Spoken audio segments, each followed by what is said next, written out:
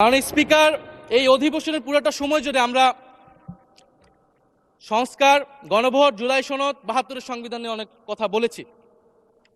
এবং একটা বিষয় আমার কাছে খুবই অদ্ভুত লেগেছে, কিছু কিছু মাননীয় সংসদ সদস্য তারা ৭২-এর সংবিধানকে ৭১-এর সাথে মিলিয়েছে। মাননীয় স্পিকার, আমার জানা নেই আসলে তারা কোন বিবেচনা থেকে এটি মিলিয়েছেন। এটা তো সবসময় আওয়ামী লীগ মিলিয়েছে। মাননীয় স্পিকার, তারা ৭২-এর সংবিধানকে ৭১-এর ফসল হিসেবে ৭১-এর চেতনার সাথে মিলিয়েছে। ৭২-এর মূলনীতিকে ৭১-এর মূলনীতি বলে ৭১-এর আদর্শ হিসেবে প্রচার করেছেন। আমরা তো সেটার বিরোধিতা করেছি মাননীয় স্পিকার সবসময়, এবং বিএনপির বহু নেতা এটার বিরোধিতা করেছে মাননীয় স্পিকার। ৭২-এর সংবিধানের ক্রিটিসিজম, সমালোচনা ৭২ সাল থেকেই বাংলাদেশে শুরু হয়েছিল। গত ১৬ বছর এই সমালোচনা তৈরি হয়েছিল। ৭২-এর সংবিধানের সমালোচনা মোটা দাগে তিনটি।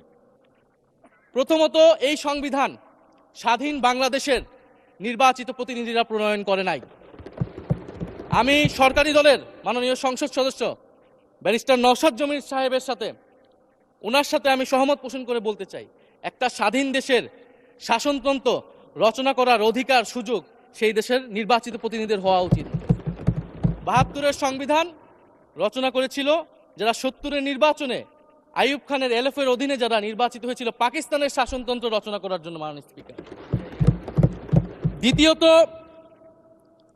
এই ৭২-এর সংবিধান ইনহেরেন্টলি এটা একটা আনডেমোক্রেটিক কনস্টিটিউশন।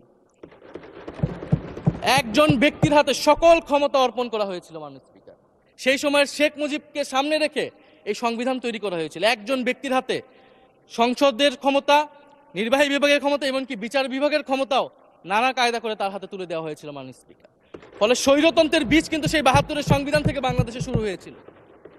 এবং সবচেয়ে ইম্পর্টেন্ট, এই সংবিধান হচ্ছে মুজিববাদী আদর্শ দ্বারা রচিত হয়েছিল। মাননীয় স্পিকার, ৭১-এর আদর্শ কিন্তু চার নীতি ছিল না। মাননীয় স্পিকার, ৭১-এর আদর্শ ছিল সাম্য, মানবিক মর্যাদা, সামাজিক ন্যায় বিচার।